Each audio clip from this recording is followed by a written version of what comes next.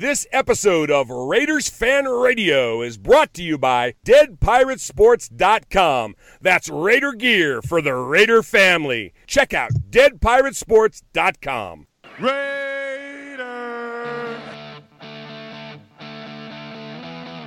Raiders Fan Radio. You're listening to Sonny and Murph from the Dago Dungeon. That's right, a podcast by Raiders fans, for Raiders fans, the only fans that matter. Touchdown! Kenny Stabler goes all the way! We miss you, we love you, and we'll see you in the Hall of Fame. When you have great coaches, then after you have great coaches, you get great players. You have a great organization, and you tell them one thing. Just win, baby.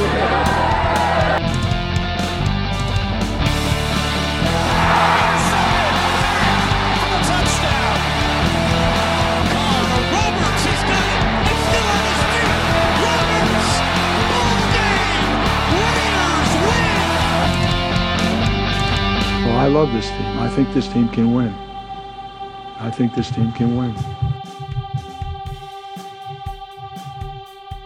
What is up, Raider Nation? Your old buddy Murph back here again for another fantastic episode of Raiders Fan Radio. Thank you again for joining us, as always, for episode number 76. Man, we always like to name our episodes after a player, and with number 76, we got a couple different ways to go. Of course, most recently, the most significant player to wear 76 was Robert Gallery, but we're going to go prior to that. We're going to go with the big guard, Steve Wisniewski, who played back for the Oakland Raiders during Gruden's first heyday, of course. So we're going to call this the Steve Wisniewski episode of Raiders Fan Radio. So thank you for joining us once again. You can always reach us at show@RaidersFanRadio.com. You can call the show at 909-345-3346 and leave us your voicemail. We always want to interact with those out there listening to the show, and thank you for tuning in.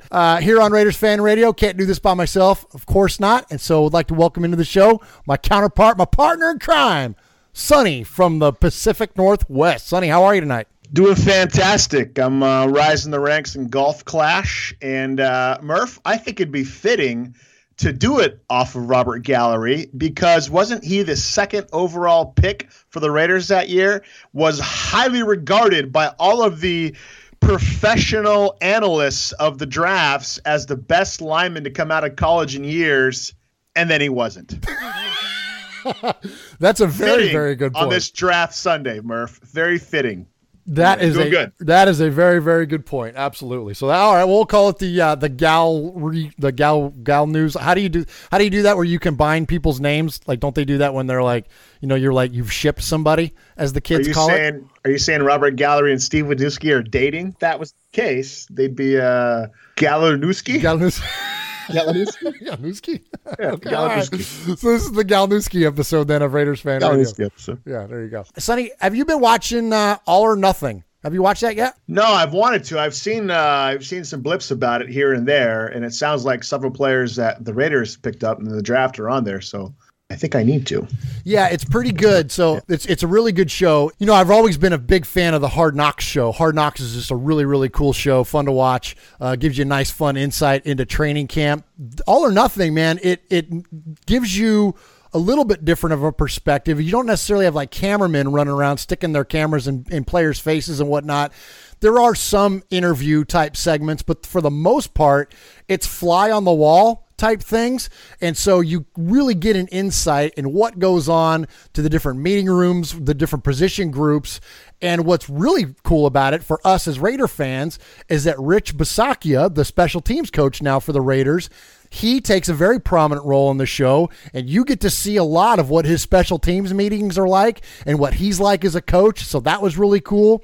Then fullback Keith Smith, friend of the show, is all over this thing because Ezekiel Elliott obviously is a hot topic of the show. And so when they're doing running back stuff, who do you think is right there is Keith Smith, also former Raider Darren McFadden, and also new Raider, Ryan Switzer, who the Raiders just traded for, who we traded Jihad Ward for, punt returner, kick returner, whatever. So special teams player anyways, but you get to see him a bunch in the show. And then if that's not enough, you also get the little bit of Des Bryant. And we've talked about Des on the show briefly, about how we really weren't interested in him as a free agent. And I got to say, he's a little bit maligned. You know, after watching the show, I feel better about Des Bryant. He's not quite the diva that I had in mind as far as what my perception was of him.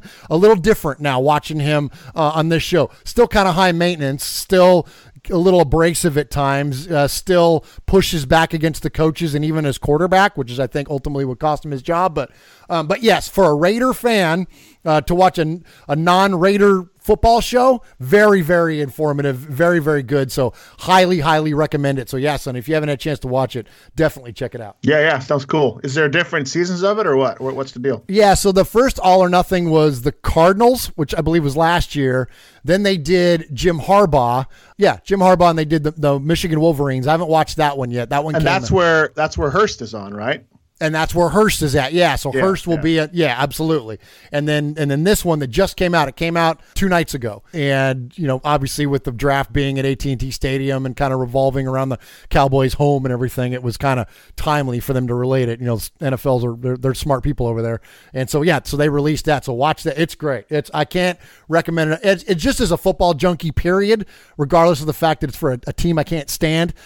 Just the idea of the insight that you get and literally get to be a fly on the wall for some of these conversations. It's pretty good. It's fascinating. It's really good stuff that I wish we would have had back when Al was alive. Like, it just would be a dream to be able to see and hear. And we've had some cool insight from guests, different past guests on the show to provide us some insight to those conversations, but to actually see it and to hear it and to see Jerry and Garrett and all those guys go at it and the discussions they have with players.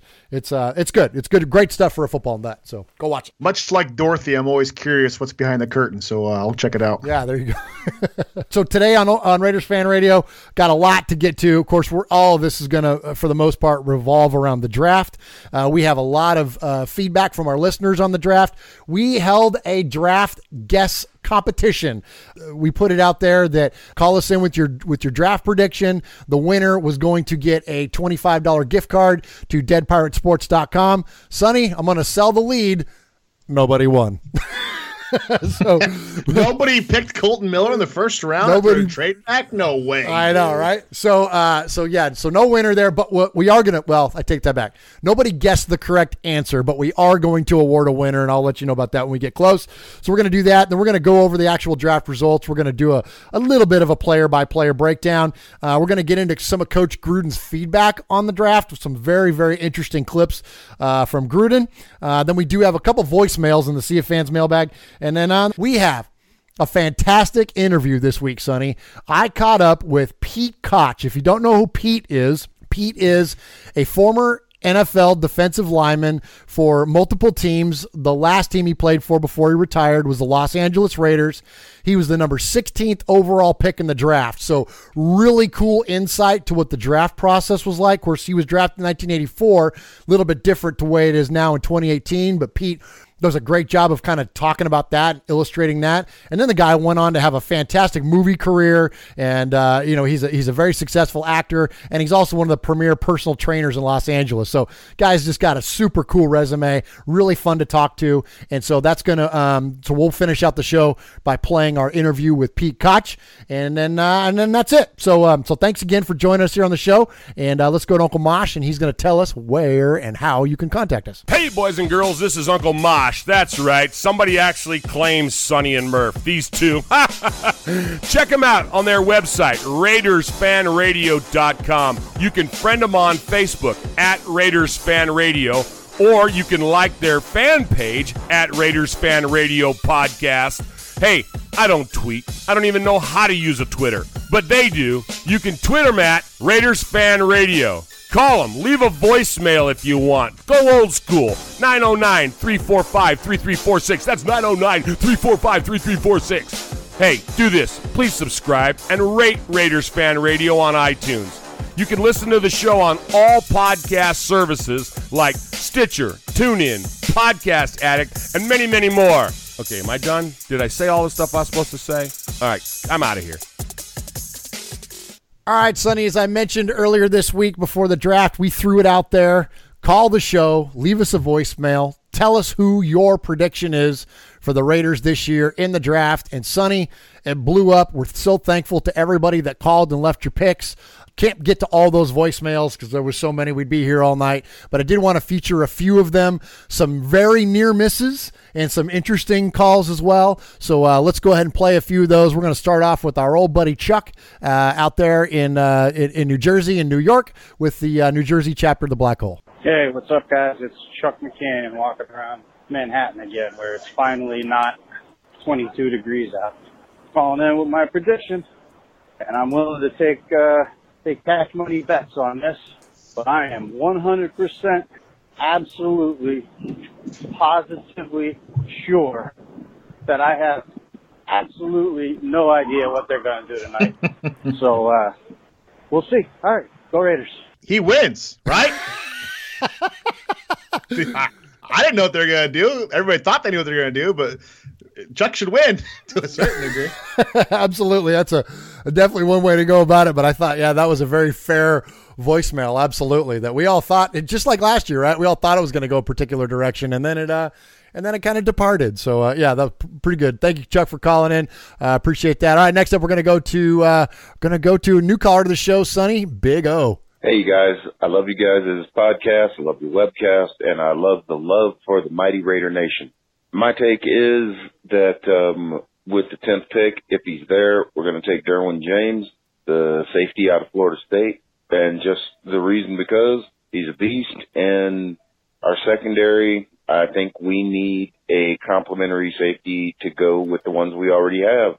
Tighten up our backfields. And if not, we'll take one of the linebackers, preferably Tremaine Johnson, because, I think that Bowman would be a great mentor for him, or if, we keep Bowman at this point. I hope we do, but if we don't, we need somebody that can step in that already has the ability to cover and not have to go through the growing pains of teaching somebody to cover and to shed blocks. And Tremaine seems to be better set for that physically and has already proven that he can do that in college.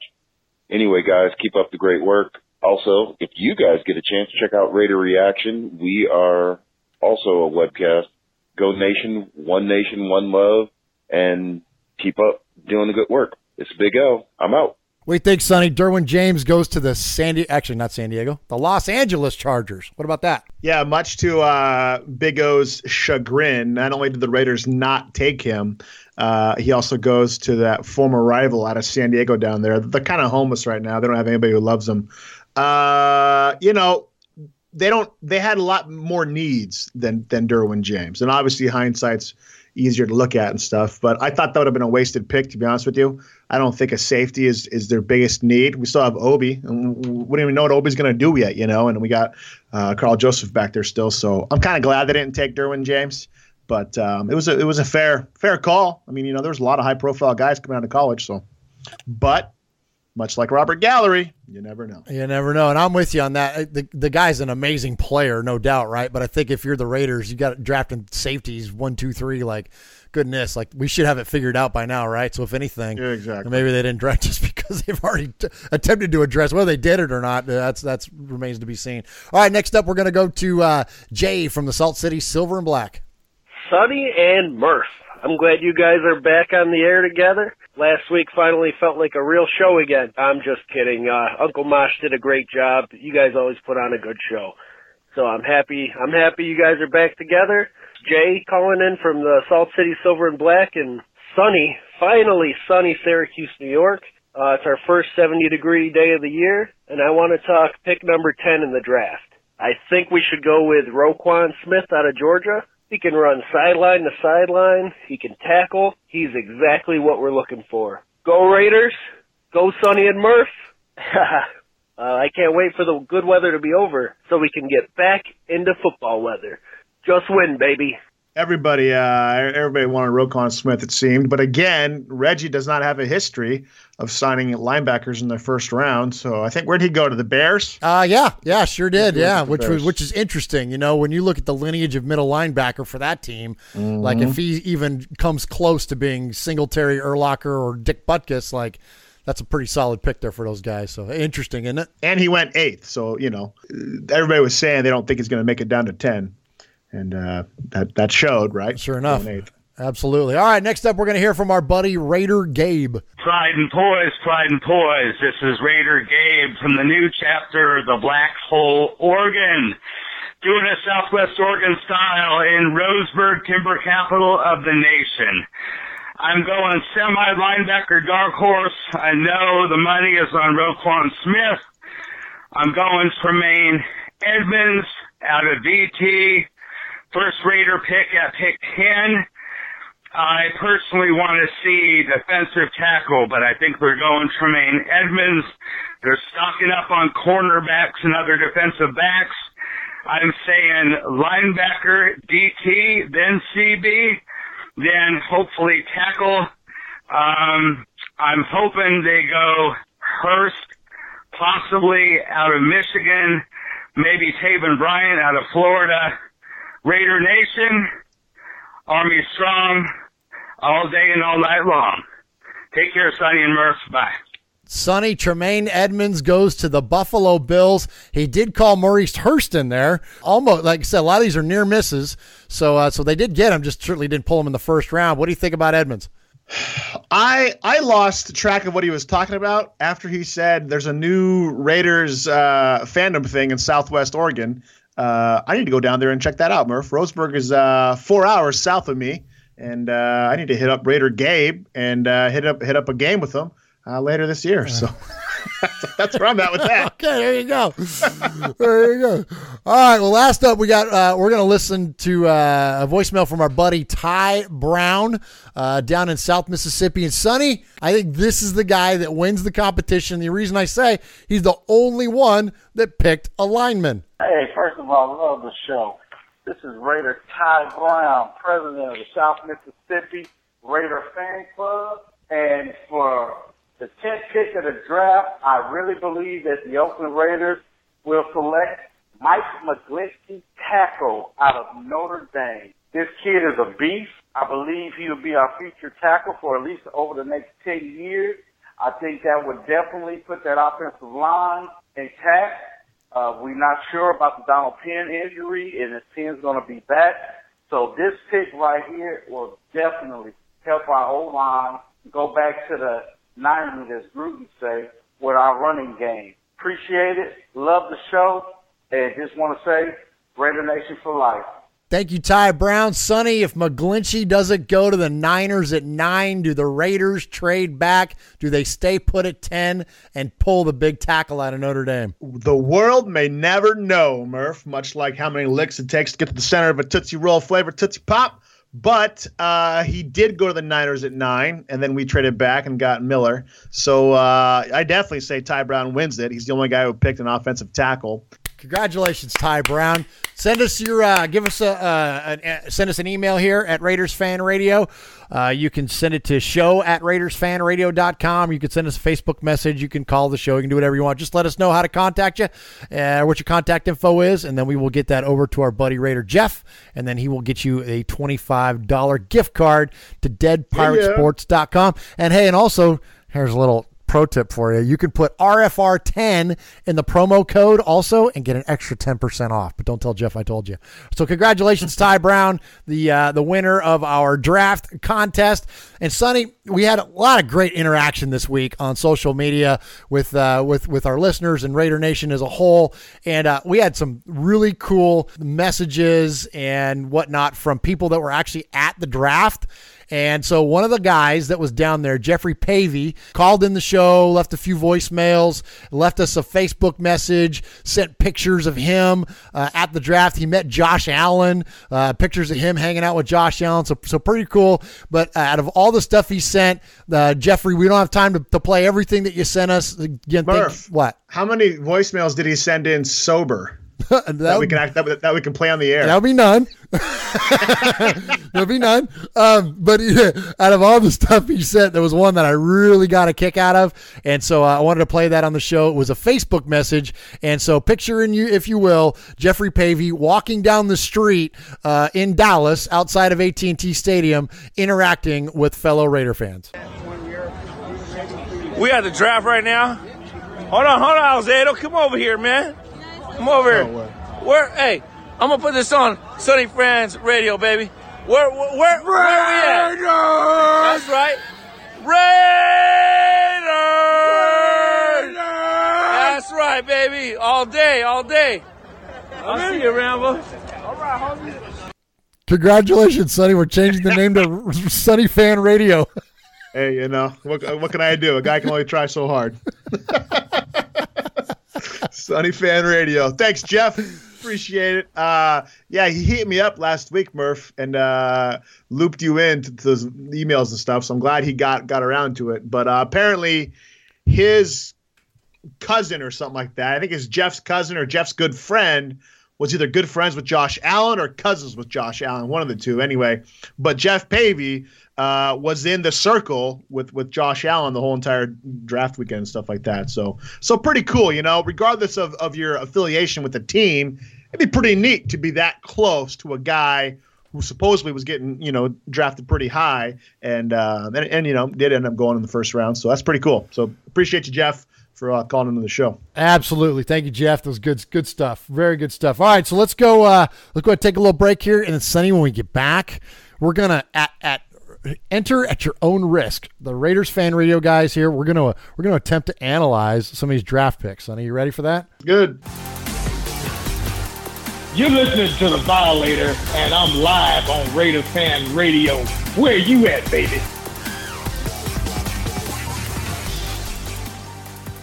All right, good friend of the show, Jerry McDonald from the San Jose Mercury News, had an excellent, what I thought, roundup of the Raiders draft in the 2018 draft. And so we're going to look at these one at a time here. We're going to give a quick rundown. So first off, start off first round pick, number 15. After the Oakland Raiders trade back, they draft Colton Miller out of UCLA. Big boy, 6'8", 310 pounds, long arms, big-bodied athlete, could start immediately on the right side and eventually supplant left tackle Donald Penn as a blind side protector for Derek Carr. Exceptional movement skills. Sonny, what say you? I'll know in 3 years, to be honest with you, Murph. At this point, I am more amazed at fans of sports teams, and in this particular instance, the Raiders, at how inflated our own egos get simply because we get the currency of people retweeting and liking our stuff online, that we seriously think we know more than people who spend hours and weeks and months. This is their job. They spend 8, 10, 12 hours a day, 14 hours a day doing, but yet because we post on the internet, we know more than them. Was I surprised by the pick? Sure.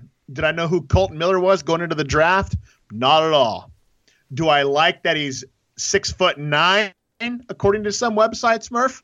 Heck yeah, I do. Do I like that he's 310 pounds? I like that as well. Does he have a tremendous upside? Yes, he does. And so what I walked away, not only from this pick, but the entire draft thinking good coaches can coach somebody up.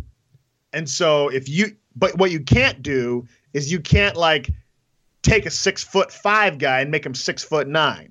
You can add some weight onto a guy, but you can't increase height. You can't there's certain measurables you can't coach. And so Colton Miller just seems like a physical beast that Gruden and Cable are confident they can coach up into an NFL type beast.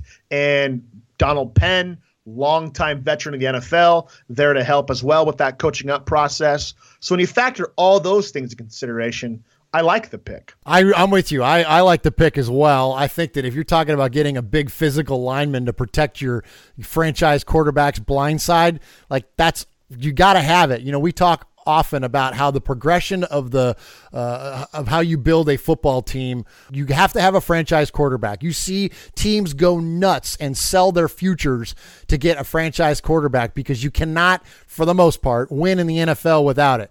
Well, so the next thing in that progression is that you need to get a pass rusher to get after the other team's franchise quarterback. So that's next. You look for teams look to get somebody like a Von Miller or Khalil Mack, somebody that can go and be disruptive and go and wreck that franchise quarterback's day. Well, then what's the next progression? It's a left tackle or some form of protection to keep the other team's pass rusher from going and killing your franchise quarterback. It's a huge deal, and whether it went the way that we expected as fans or not, the bottom line is that the coaches, as you mentioned, did their homework, they did their research, and this was the guy that they felt was most capable to protect their $125 million investment and guy that's going to lead us to a Super Bowl. So, hey, if they're good with it, I'm good with it, and we, as Raider Nation, we should definitely be good with it. I want to say one more thing about Colton Miller, too. Please. In 2017, amongst the tackles in the Pac-12, now this isn't going to be the Pac-12 versus SEC conversation, but amongst the other starting tackles in the Pac-12, his pass blocking efficiency was 97.8. He had the highest pass blocking efficiency in the entire Pac-12, which is predominantly a passing league. And so of all the other teams in the Pac-12, that is a passing-dominated league, he led as far as tackle pass block efficiency. So it's not like the guy's a chump, and it's just amazing to me how quick we jump on these things. Let's keep in perspective Robert Gallery. You know what I'm saying? Supposed to be the best coming out of college, didn't do anything. And something else that was pretty funny, J.J. Watt, I don't know if you've seen this, Murph, during the draft, he posted what people thought about him when the Texans drafted him. And it just goes to show, no, it's a crapshoot, man. Nobody really knows how these guys are gonna transcend in the NFL, Jamarcus Russell, right? And so we don't know. One day you get a Charles Woodson, one day you get a DJ Hayden. It's a crapshoot at best. But what I like, and we'll see this with the other picks, is it seems like the coaches are confident they can coach somebody up. And so it's cool. But all that to say, it's not like Colton Miller's a chump. He led the way in pass blocking efficiency in college last year. You touched on a key point, and you said that the draft is a crapshoot. And I found an article earlier this week. I'm bringing it up here right now. I found an article this week that gave an actual percentage breakdown of, players that would be, go and be primary starters. So we're not talking about, are they going to be Hall of Famers or Pro Bowlers or whatever. Robert Gallery, we talk a lot about him today. He was supposed to be a slam dunk left tackle, ended up being a serviceable guard.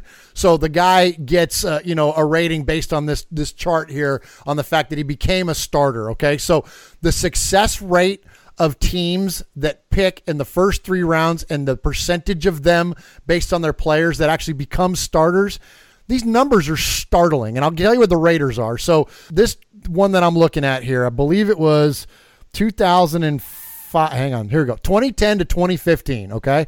So between 2010 and 2015, the Raiders had 17 picks in the first 3 rounds. 14 of those became primary starters. All right, that means 82% of the players picked. That's pretty freaking good. You know what else about that? That's way high compared to the rest of the league. And the team between 2010 and 2015, what's our success rate on the field? Pretty freaking low. So when you look at other teams, though, that some of the more premier teams in the league, let's just use the Patriots as the example. Same time frame, 23 picks, 12 of them were starters. That's 52%. What this tells you, Raider Nation, is that when you look at it either by round or you look at it through the rounds, there's a strong percentage that your first round picks are going to be starters purely based on where they're drafted. Then as you get down, that diminishes and gets lower and lower and lower and eventually diminishes into single-digit percentage when you get into like the 6th and 7th round. The point to all that, the reason I said all that was Sonny is absolutely right. It's a freaking crapshoot. And the fact that the Raiders did something in this draft that we hadn't seen in a while, at least, was that they accumulated a lot of picks. And you know what? The more times you have to roll the dice, the more times you got a shot at hitting a 6 or an 8 and getting your money back, right? So, I agree. All right. So here we go. So next up, we're going to go to PJ Hall. We'll call him Stubby. I don't know, 6'1", 310 pounds, a squatty body, okay? But that doesn't diminish his the impact hopefully he's going to have on the team. You know, when you hear Sam Houston State, it doesn't get your blood going. You know, I know a lot of Raider Nation. Didn't they beat Michigan or something like that a couple years ago? Who'd they beat? They beat somebody. Well, it's interesting you say that. I don't know, but it's interesting you say that because when – you know, Raider Nation was real quick to come out with, well, Khalil Mack was from Buffalo. All right, look, I get it, but Khalil Mack, while in Buffalo, played against Ohio State and against a championship caliber team. He balled out, remember? He wrecked Ohio State's offense back then. And so it was evident that he was not only going to be a top pick, but a top pick based on his competition against the highest level of talent. Now, PJ Hall, I don't know enough about his game schedules to know what he did, what his stats were against bigger schools.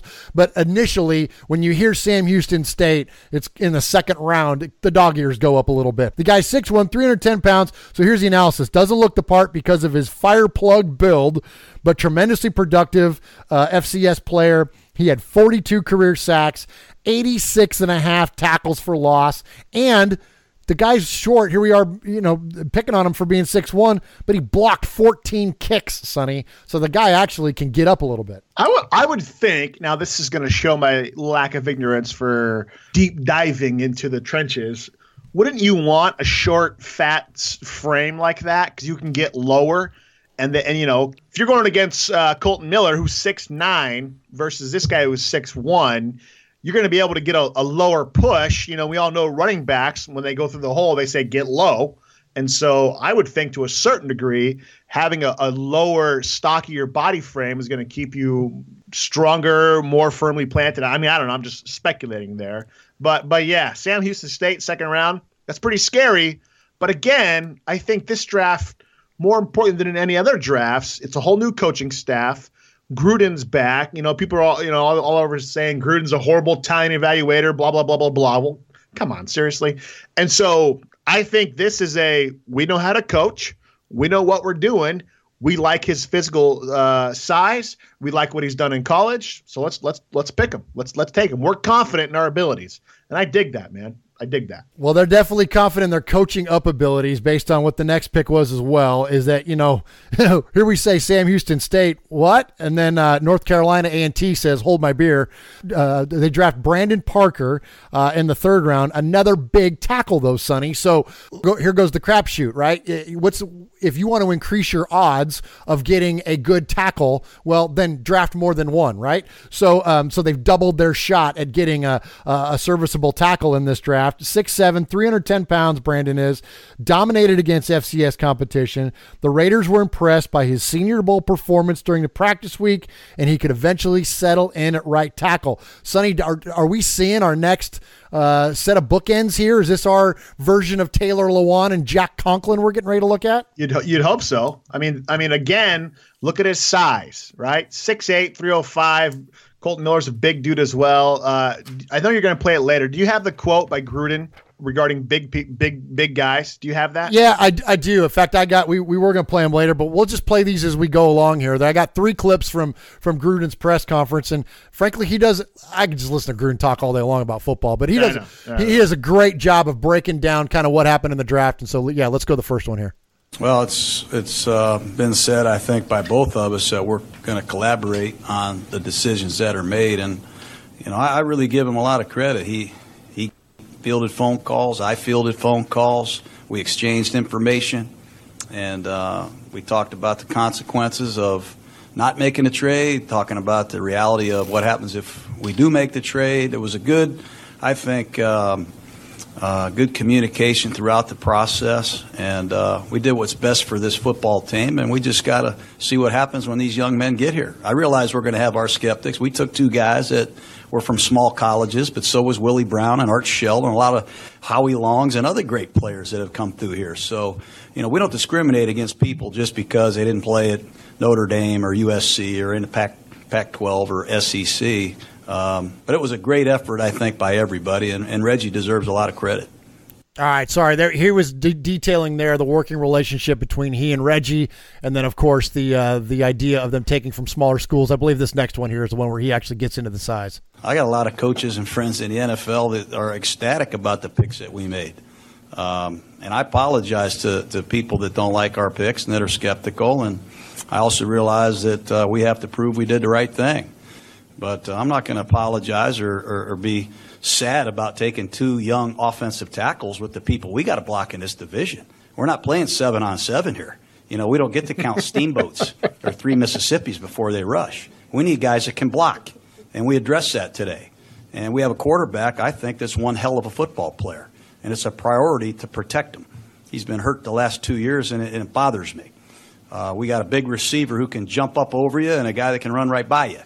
And he's going to add a dimension to our team that we have not had here.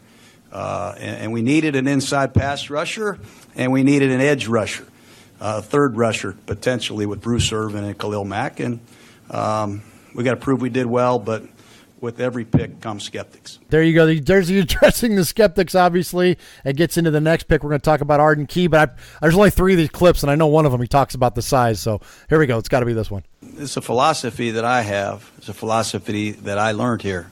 Bigger guys can be a good thing. Faster can be better.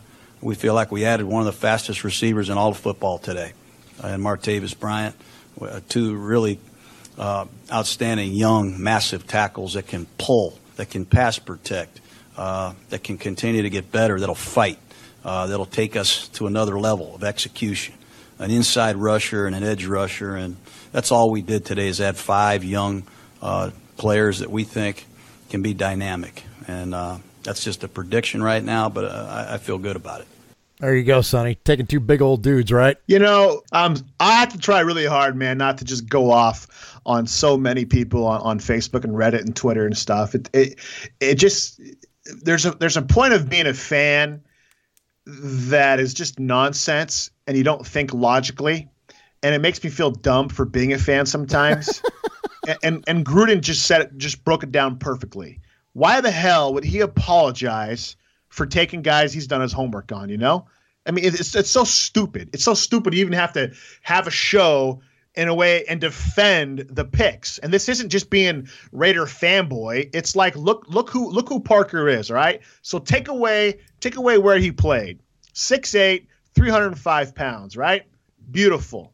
Look at this. The whole entire time he played at North Carolina AT&T, he was there from 2015 to 2017.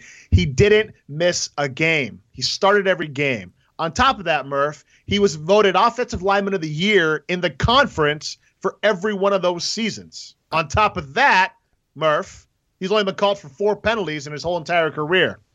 On top of that, Murph, he's an engineering major.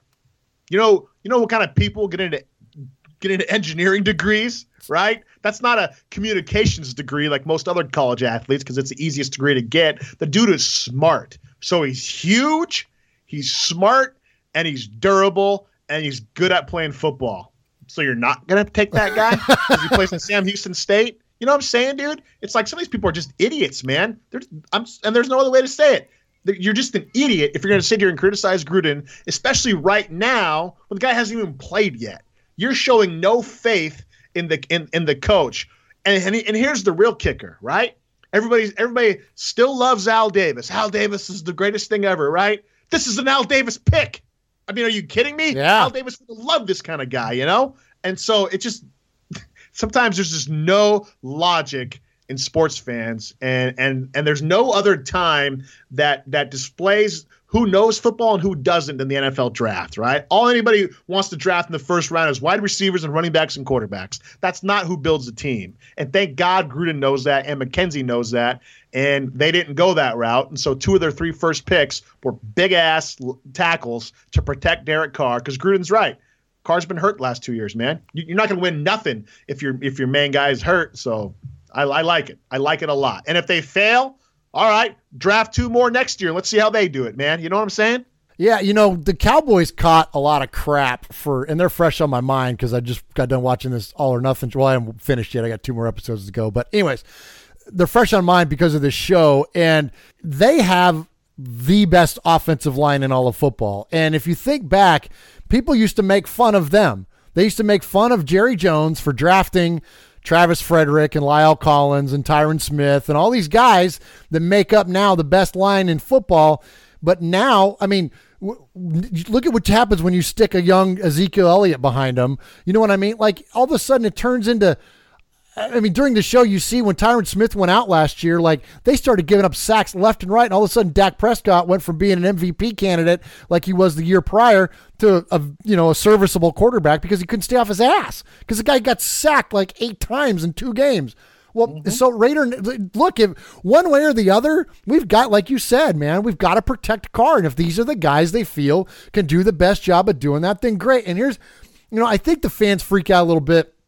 And myself too. Again, it's jarring because you're not expecting it, because everybody's selling the combine guys, the big name players. Everyone's selling Minkah Fitzpatrick and Bradley Chubb and Saquon Barkley and all. They're selling all these big names, and all the agents are all promoting, and everybody's selling. So when it's not one of the guys that they've been selling, it's jarring to us. It's shocking to us. We're like, well, wait a minute. Well, what happened to Roquan Smith? What happened to whoever?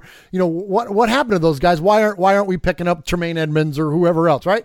So I think that's ultimately what it is. And here's then even the bigger caveat to all of this, Sonny. It drives me nuts. Now, look, I can make fun of players getting pulled early in the early rounds from small schools, but it's just making fun. It's what we do here on the show. We have a good time. We like to break balls. We like to, you know what I mean, goof off, whatever. Take the piss out of things for our UK friends.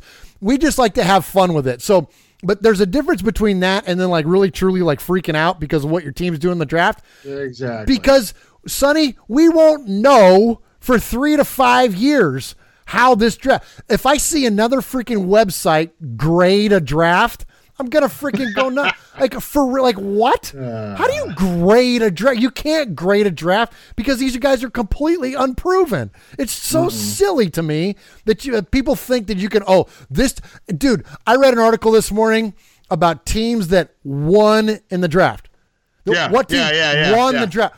Are you effing kidding me? Why? Because you picked the most popular picks? Is that why? You stupid? Yeah, because they did what you thought they were going to do. They won. Guess what, man? You don't win anything in April. Yeah. This NFL team won the draft because they drafted the closest to how I thought they were going to draft. So therefore, if you really think about Murph, to be honest with you, it pisses me off sometimes that I'm a fan because logic matters in life, and being a fan, all logic is out the window. You know what I'm saying? Like, it's gone. And so it's just, I could go off on it forever. Another thing, you brought up the Cowboys, and I thought you were going to go here, but you didn't. I was trying to find a tweet earlier. Somebody tweeted out the Raiders are the first team since the Cowboys in 1991, I believe, to draft 2 offensive linemen in the first 2 rounds or something like that, or first 2 or 3 rounds. The first team since the Cowboys in 91 to do that, right? What did the Cowboys go on to do the next 3 or 4 years? Oh, they dominated and, again, had one of the best offensive lines in all of football. They won 3 right? Yes. They won 3, 92, 93, 95. They beat the Steelers, yeah. Yeah, they won 3. And so you know what I'm saying? The Raiders are the first team to do that since the Cowboys did it. And back then, it was all about the Cowboys' offensive line, and Emmitt Smith, all he had to do was just walk. He literally could just walk and gain 5 yards a carry. And so, slow your roll, Raider Nation. It's going to be okay. It's going to be okay.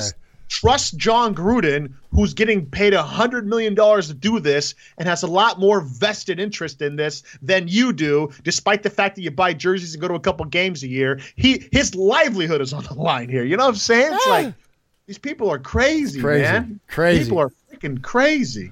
Arden Key is up next. Sonny, I liked this one. I like it when – love that pick. Yeah, I love it when teams take shots on players at value positions. You know, when you look at what and I know they don't play the same position, but they came out of the same school and kind of had the same history. Reminds me a lot of when Tyrann Mathieu came out. You know, he had the weed charges and had all these things pending.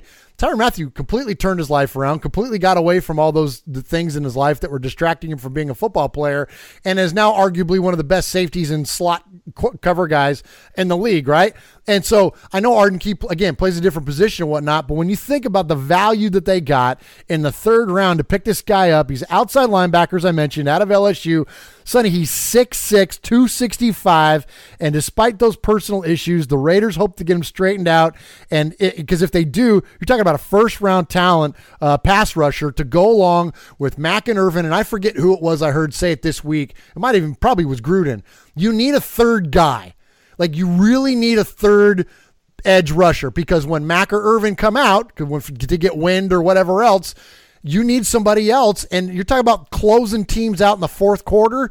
This is the kind of rotational guy you got to have come in. And heck, this guy can go on to end up being a replacement for Irvin when he starts to take us, a downward trend, which he was going to happen over the next few years because he's human. And so you could be looking at an Arden Key, Khalil Mack type thing coming off the edges. This could be an amazing value pick for the Raiders. Plus, you and I love a redemption story. So good on the Raiders, man. I hope this one works out. This guy plays in the SEC, played at LSU between 2016 2017 versus SEC opponents, which, I know you're a big honk of. Yeah, man. He had the most quarterback pressures. He had 60. Marcel Frazier, 57, Jeff Holland, 53, and then Marquise Haynes at 38. This guy can dominate. This guy has potential to be maybe not another Mack, but definitely to be as effective maybe as Bruce Irvin when he's rushing the passer. But everybody kind of shied away because he smokes a little bit of weed. Now, Murph, I don't know if you know, but there's a certain time of the year when the NFL drug tests you for weed, and outside of that, they don't test you. And now, Murph, I know this may become shocking to you. There's a lot of NFL players who smoke weed. No. No. Yeah. I know. Take a deep breath. It's okay. A lot of guys do it. Maybe after they drink a beer, even two. It's been proven to help with CTE. It's been proven to help with your body. It's been proven to help a lot of things when you're an adult and when you're of age to smoke a little bit of weed. And so, But no Raiders have ever done that, Sonny. No, they go straight to meth. Stabler never smoked weed. No, well, back then it wasn't weed. It was like, it literally was a weed. There was no THC. Anyway, so the point is everybody shied away from Arden, and then I think this dude put himself into rehab. He did. I think he checked himself into rehab. He did, and I want to set this up because you're humble enough you won't detail it out like I'm getting ready to. Sonny, you are an alcohol and drugs addictions counselor in your real life job, and you deal with adolescents. Of course, Arden Key's not an adolescent; he's a young man, but still. What does that say about, and I don't know what the answer to this is, I'm asking with the rest of our listeners, what does that say, what does that define about him and his character that he's willing to put his hand up and say, I have a problem and I'm going to go check myself into to a facility and I'm going to address it? First of all, I'm the clinical supervisor of adolescent services, doing both mental health and addiction treatment work there, Murph. Well, mental health, because you got a firsthand exposure to that growing up in our family, right? Yeah. Everybody in our family is an expert on mental health. Every diagnosis I'm highly familiar with. No. Well, first of all, weed is one of the least addictive substances in regards to all the drugs because it's only a psychological addiction. It's not a physical like heroin or alcohol. To detox from that. Alcohol is actually one of the most severe substances to detox from, along with benzodiazepines and stuff like that. So anyway, so for a kid to be sent to rehab for weed, It happens more than I would like to see happen. But typically they're adjudicated, so they're in the system, and whatever happens. But for an older guy who's over 18 to admit he has a problem and go, to me that shows a lot of maturity. That shows a lot of awareness. That shows a lot of, because one of the problems with weed, Murphs, that makes it, for adolescents to be a little bit dangerous is the fact that it's so socially acceptable now, but yet it does different things to kids versus adults. That it's downplayed, that people don't respect the potential danger to become addicted to it, like they do with alcohol and meth and stuff like that. And so for this guy to recognize, yes, he had a problem with it, yes, he needs to do something about it, and checks himself into rehab for weed, that's pretty cool, to be honest with you. And kudos to Gruden for looking past that and still bringing him on board. Now, should he be hanging out with Donald Penn on the Vegas Strip? Probably not. He should be hanging out with Derek Carr going to church on the weekends, to keep him away from the devil's lettuce. But we'll see what happens. All right. Next, very well done, by the way. Next up, Nick Nelson, 4th round pick. First time we've addressed the secondary, Sonny. I think a lot of us expected that the Raiders could address the secondary early, especially if somebody like Denzel Ward fell. He did not. But the Raiders wait until the 4th round to address cornerback. Big guy, 5'11", 208. The analysis on him is he's a sticky cover corner, had no interceptions, so he's got questionable maybe ball skills, but he was one of the national leaders in passes defended, and he only gave up a 37% completion rate. He is rehabbing from a meniscus tear. Nowadays, though, that's like stubbing a toe, I swear, in any way that the technology is and the rehab when it comes to knee injury, so I don't think there's any alarm there. But what do you think? So what do you think about the Raiders waiting, though, until the 4th round to address it? And you know anything about this Nick Nelson guy? Murph, if you're fast and lanky, but you can't catch, what position do you play? Cornerback. Okay. He had 21 pass breakups last year. That's pretty good. That's impressive. I'm not going to pretend I know anything about Nick Nelson. I didn't even know his name until the Raiders drafted him, to be honest with you. But I like the fact that he was number 2 among draft eligible cornerbacks for forced incompletion percentage in 2017. It sounds like the guy is smart and capable and stays with receivers. He sounds like he's going to be good in man-to-man. And I like it because if you think about it, cornerback, yes, we've struggled in the past with that position, but it wasn't like the main thing we had to worry about right now. It wasn't the main issue. So I'm glad we didn't go after that safety James or go after another cornerback in the 1st round because we have bigger issues. And Gruden talked about that. Carr's been hurt. Donald Penn's getting old. Who the hell even plays right tackle for us? You know what I'm saying? And so I like that they waited and they picked him up, and we'll see if he works. We'll see if he sticks to the team. All right. Next up is my favorite pick this draft. And, favorite because I expected the Raiders to pick him, Sonny, as we talked about. Yeah. No, but really it is my favorite for a couple different reasons. Is that one, again, we love the redemption story, whether that be physical or mental or addictions or whatever it is. Here we got a physical issue, right? So we're talking about Maurice Hurst, diagnosed with a heart condition, similar heart condition to what Star Lotulelei was diagnosed with. Star has clearly come out of it and become one of the more dominant defensive tackles in the game.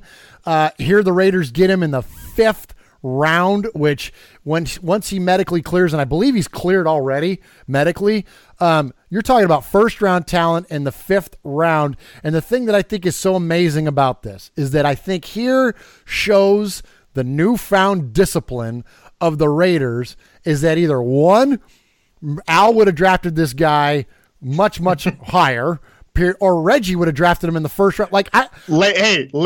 Late term Al would have traded all the picks to jump up to number 5 to get him. Yeah, I can't believe we were joking about it last week. You're like, no more freaking medical risks in the 1st round, but they got him, Sonny, in the 5th. Talk about. I mean, why wouldn't you? Why wouldn't you? Exactly. Why wouldn't you? So 6'2", 282, classic 3-tech tackle, one of the biggest draft stories because of his fall from a day 1 pick because of this heart ailment, but he's been cleared. I mean, look, and I'll speak personal reference on this. I had a blip come up on an EKG one time. It was my right when I turned 40, I had a blip come up on an EKG, and my doctor was like, hey, you got to go get this checked out. I'm like, really? He's like, yeah, you got to go. So I had to go and like take stress tests and get like an ultrasound of my heart, like get all this kind of stuff. And ultimately the heart doctor was like, nah, you're good. It was just a weird thing that kind of happened. That's the kind of stuff that's happening to these guys, is they'll get like a blip on an EKG because they got a freaking heart palpitations or something. And then it turns out to be nothing. And then, so you're talking about, I mean, if that's going to, I think number one's going to motivate him to really, to come out and to prove that he was worth it. And just what a need and what a value for the Raiders. Dude, we went into this draft with a deficit at defensive tackle, and now it's like, we got two amazing guys to join in with Jelly Ellis, dude. Like, I'm stoked. Like, this is a great pick. According to Pro Football Focus, he's a 96.8 overall grade, first among 2018 draft-eligible DTs. He has 49 total pressures, first among DTs, and he has a 93.5 run defense grade, again, first among DTs. Guy's a stud, and not only do I hope for his NFL career, but I hope for him personally as a man to a man that the heart issue is nothing, that he moves on, everything's great and stuff like that.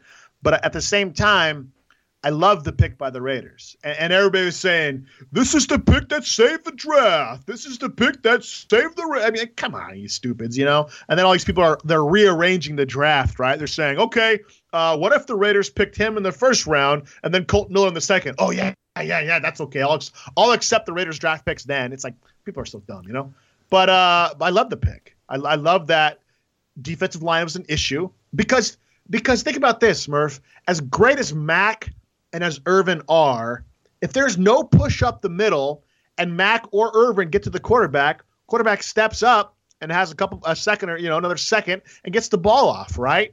But if we have an interior pass rush, then the quarterback doesn't get that option. And that's been a huge need for us because what's his face? Holy War Ward, Jihad Ward. He wasn't doing nothing, and we shipped him off, which I think is potentially the trade of the century, that the Raiders actually got something for that guy because he didn't do anything for us.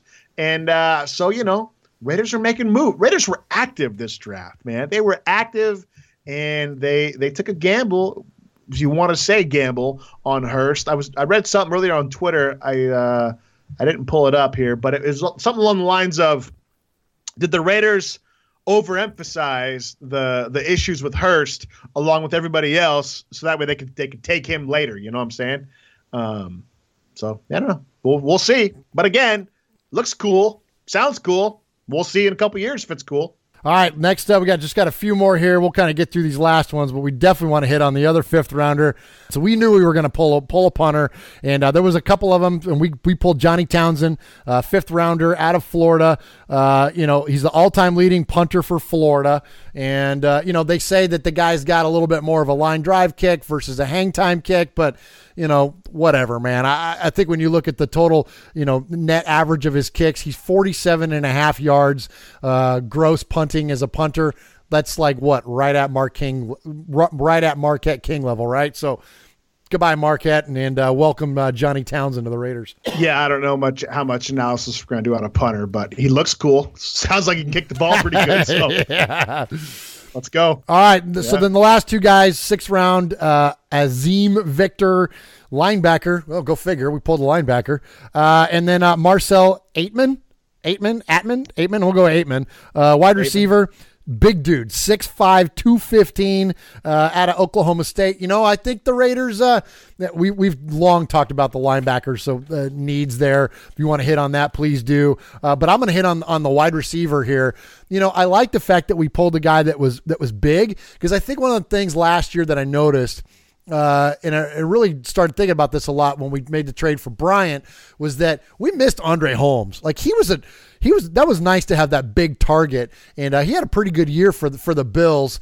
And I also forgot to mention Bryce Butler on that All or Nothing show. He's all over that thing. Former Reggie McKenzie draft pick for the Raiders. He's not a 6'5" guy, but I like the idea that now with Bryant and now with this Aitman kid, I don't know if he'll make the team or not, but it's nice that we got some size. Like, get some size back to that wide receiver core. With Cooper's obviously going to be the focal point of the offense, and no one's going to get open better better than he can. But it's nice to have a couple of big guys that we can target on fade routes, and then Bryant not only can get open on the fades, but he can just blow by you on the field as well. So it was a pretty solid pick there for the Raiders to close out the draft. Marcel Aitman has 134.7 passer rating when targeted. That was 4th among the active wide receivers in the draft.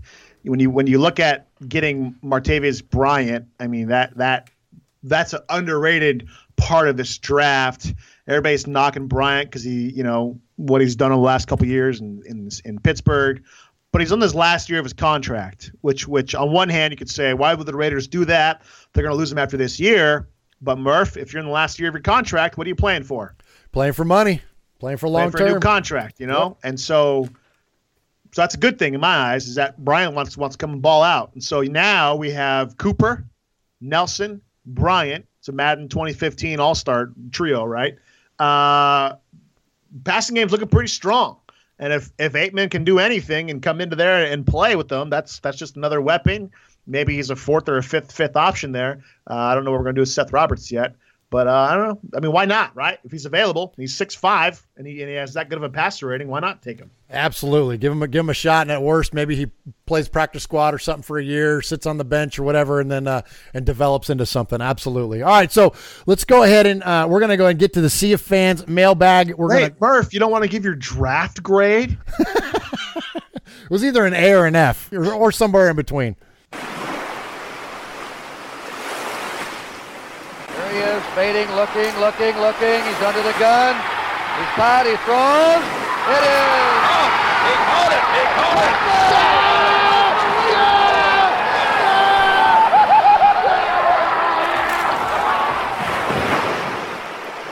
All right, Sonny, this week on the CFANS mailbag, we're going to keep it brief. Please continue to call the show, 909-345-3346, and leave us your voicemail. Leave us your take on the Raiders, whatever you want to talk about. We'll still even take your family stories as we get through some of the dog days of summer here, headed on into the back end of the offseason and the start of the 2018 season. So please call us and leave us your voicemail. So I can't guarantee we're always going to play every voicemail just because we're getting so many nowadays. Make them great, make them stand out, and we'll definitely play them on the show. So we got 2 for you this week, one from a made man and one from a new caller. First off, our made man, we're going to hear from our buddy Emiliano, who's Big Raider Trucker. Sonny, Murph, Big Raider Trucker here. Need to get something off my chest because this is not going to be a very good phone call. Donald Penn, that's number 1. I was really confused with the Q-Dog Raiders call saying about Penn had to go until I did some more research into it and realizing, this man is selfish. He's got to go. After we drafted Colton Miller, I know I touched on Murph with it a little bit. The first response he had was more motivation. More motivation for what, Donald Penn? You should be happy with this guy underneath your wing. Show him the ropes. Show him what needs to be done, just like your boy Coleccio Semele did. All right? That's unacceptable. So, as a Q-Dog Raider would say, I need you gone. Your hit list, body bag, done. Also, again, all these talks on the Raiders Fan Radio and also Murph and Sonny's personal pages. Raider Nation, again, stop the bitching. Oh, my goodness. Everyone is upset with these no-name school drafts. I'm sorry. Do you guys not realize where Khalil Mack came from? Buffalo? Thank you. Man, this is just getting out of hand and ridiculous. I am ecstatic about the Martavis Bryant pickup. He's licking his chops, ladies and gentlemen, because he knows he has the opportunity to come and be a number 1 option for the Raiders. I know we love Amari Cooper, but let's be completely honest, he hasn't been consistent. That's why Bryant is ecstatic to be here. Once again, I'm just going to end the conversation by saying, Donald Penn. No, in all serious, guys, we had a birthday this past Monday. It was my father's, the original Big Raider, Ray. I just want to say happy birthday, Pops. Love you. And go Raider Nation. Keep your head up. We're going to get through this. Good times are on the horizon, fellas. Raider up. Love that call. I'm glad he referenced Donald Penn. What round did Donald Penn get drafted in, Murph? Do you know? I don't know. I sure don't. Undrafted free agent. Oh, you're kidding. 170 consecutive starts, 3 Pro Bowls, 117 games, not giving up a sack. So there you go. Robert Gallery, Donald Penn, J.J. Watt. You know what I'm saying? It's like for anybody to get, as Raider Trucker pointed out, and he was cracking up. I was taking some shots at people over the weekend, dude, about the draft stuff, and he was cracking up with me. As he pointed out, dude, social media, if you step back and look, social media strokes one's own ego more than anything I've ever seen in my life. It is just crazy. And so, yes, Donald Penn, you selfish, but we knew that. We knew he was a selfish kind of punk based on last year, what he was doing as far as the contract holdout and stuff like that. And, to a certain degree, I respect that. Get yours, man. NFL's short. Get your money while you can and get out, And he has to know he's coming to the end of his career. He has to know that. And that's expected. And in all reality, competition is a good thing. If Donald Penn is comfortable at left tackle, Carr might get hurt. If Donald Penn is fighting for his life because he's at the end of his career and he sees a big-ass 7-footer sitting on the sideline waiting to take a spot, Donald Penn's going to play better. So kudos to the Raiders for nothing else but motivating Donald Penn to be a better version of Donald Penn. You know what I'm saying? But Trucker, respect your father. Glad it was, hopefully it sounds like it was a celebratory birthday for him and stuff like that. And in honor of him, I'll say from womb to the tomb and appreciate the phone call. Absolutely. Absolutely. Good stuff. All right. Next up, Sonny, we have a new caller to the show. And, Sonny, here on Raiders Fan Radio, if we get your voicemail played on the show 3 times, we call you a made man. We might have to go off book on this one. And I think we might have our first ever in the history of Raiders Fan Radio, first-time caller, automatic made man. Sonny, tell me what you think.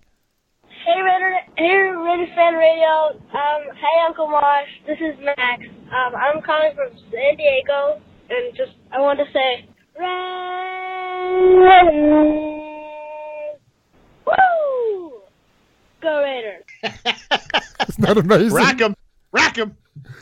Congratulations, Max. You are the first ever one-time caller made man. One and done. Yeah. It's like he plays for Kentucky. One and done. One and in. And you're in the league, Max. You're in the league, baby. You are a made man. You showed you are part of the family by participation. By chance, a man like yourself should make enemies, then they would become my enemies. Showing you are a friend of Raiders Fan Radio, you have leapt across the line. Friendship is everything. Friendship is more than talent. It is more than the government. It's almost equal to family. Be loyal. Made man, Raider fan. Someday, and that day may never come, I'll call upon you to do a service for me. But until that day, accept this as a gift. And don't ever forget, words can hurt more, but silence can break hearts. Thanks for the call, Max. I appreciate you repping the Raiders down there in the city that currently has no soul or football team in San Diego. Beautiful weather, though. I'm jealous of your weather. But good stuff. Appreciate the phone call. Nobody enjoyed a good Donnybrook more than sixth-year linebacker Phil Villapiano.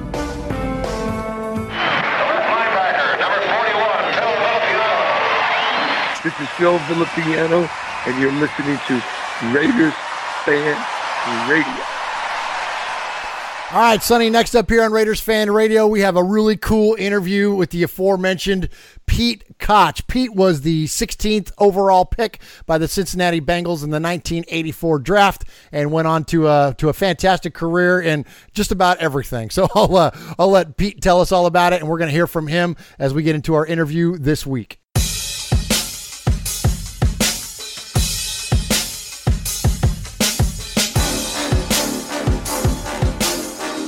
All right, Raider Nation, we are thankful for the opportunity to welcome in my next guest to Raiders Fan Radio. He started off at the University of Maryland, where he was an ACC All-American and an ACC champion in 1983. He went on to be drafted in 1984 in the first round of the NFL draft, number 16th overall by the Cincinnati Bengals, where he then went on to join the Kansas City Chiefs for 4 years, and finally our beloved Los Angeles Raiders in 1989. And if that's not enough, my guest then went on to a very very successful acting career, appeared in numerous major motion pictures and TV shows, and he's also one of the premier personal trainers in Los Angeles, and he works with some of Hollywood's biggest celebrities like Benicio del Toro and Tobey Maguire and Patrick Dempsey. So what an incredible resume, and so we are very thankful again. Welcome to the show, Pete Koch. Hey, Murph, good to be with you. I appreciate that introduction. Wow, I forgot about half the things I've done over my lifetime. Very nicely done. Thank you. Well, absolutely. And, you know, like I said, your resume is just impressive, and I have so many things I want to ask you about. Let's go ahead and start with what you're up to now. Yeah, no, listen, I've got things in my life going on a couple of different tracks, you might say, and I'm just following what I've always been passionate about. And, you know, of the things I've been most passionate about in my life, there's only one thing I can't do anymore, and that's play in the NFL, right? So that has a finite life for sure there. But the other things that I've always loved, and that's really strength training and fitness, and my desire to help people with their strength training and weight control and fitness, because I'm a lifer when it comes to physical fitness. And the other thing is acting, and I got brought into the acting career early. Really was I could tell you all about it, but beginning about age 23, I was introduced to the world of acting. This is something I began doing in the off season, and I'm still at it. It's had my career, like most actors, has had some ups and downs, but currently I'm working, and I've got a film coming out that I'm very proud of, and a very good supporting role in a film coming out called Rusty Tulloch, which is coming out this summer, and some additional projects on the horizon. So it keeps my plate full. Good deal. Well, that's awesome, and that's with Eric Roberts, right? Eric Roberts, exactly right. Yeah.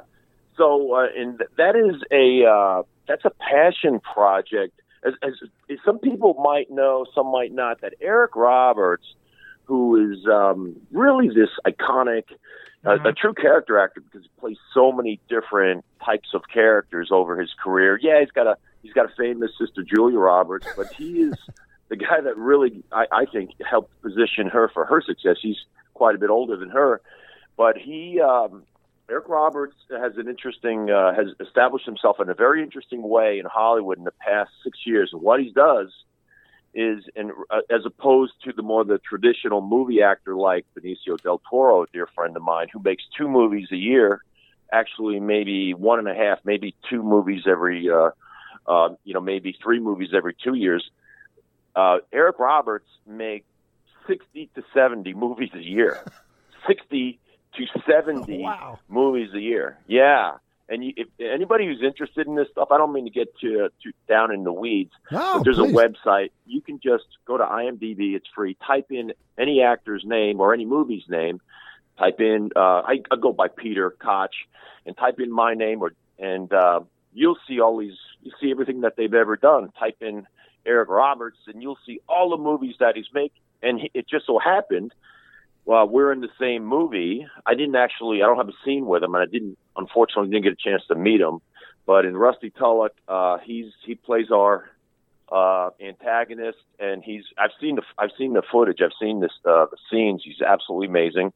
And again, that's an independent film that we're looking for distribution. That I'm a big part of. I'm an executive producer on it myself, and that'll be coming out hopefully this summer. Fantastic! Congratulations on that. That's awesome. And I was going to save it for later because I do want to ask you about your playing career. But since we're talking about the movies and we're talking about acting, let's go ahead and jump into it. You mentioned that you started acting during your playing career, and I would say one of your more famous roles was playing Big Swede Johansson in Heartbreak Ridge with Clint Eastwood. Phenomenal movie. I mean, that's one of the classics. Not only war picture but of Eastwood, and you're great in it, man. Of course, you have the famous scene, and I want to hear you talk about it more than me. But you have the famous scene in the barracks, of course. But then I watched it recently again, and you have a scene with him, and you're in a plane. I don't know if you're in a real plane or if it's on a set, but you're like this big hulking man, and you're expressing to Clint how you're afraid to jump out of an airplane.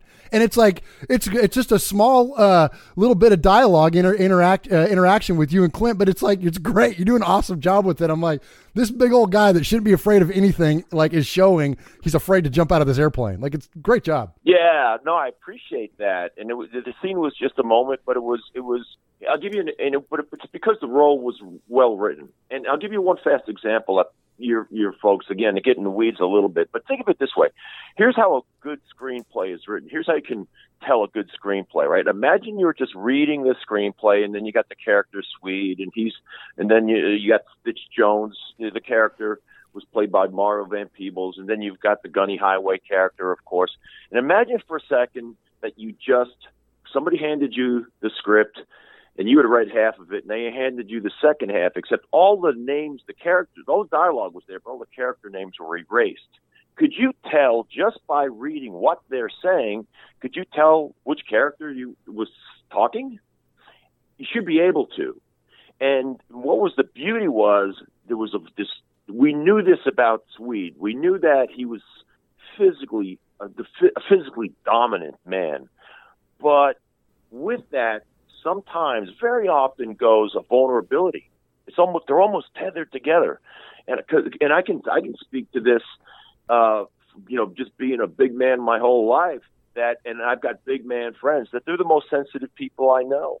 So I really thought that the script right there, and I appreciate you pointing that out to me, Murph, and it just captured, and that's part of the success and why that picture, 30 years later, endures. And it's because it's a good movie, because it's well written, and I appreciate that. I'm very fortunate to be involved in that project.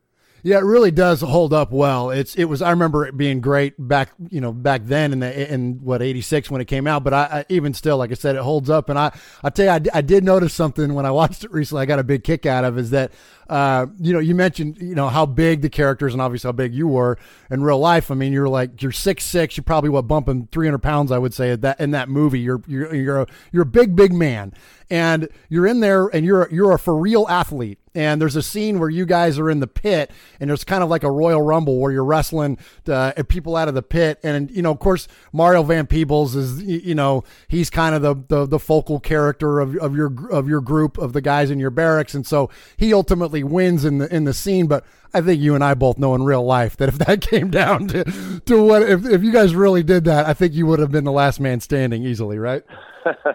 So actually, that's a funny point. So the way the pit scene was shot, and that was great fun. Difficult scene to shoot, because you've just got to get everybody in the water, and there wasn't a boat or anything with a camera on it or anything able to go out there. So a couple of cameramen waded out up to their kind of waist deep, and were, without just destroying the cameras with getting them wet, we're capturing the action.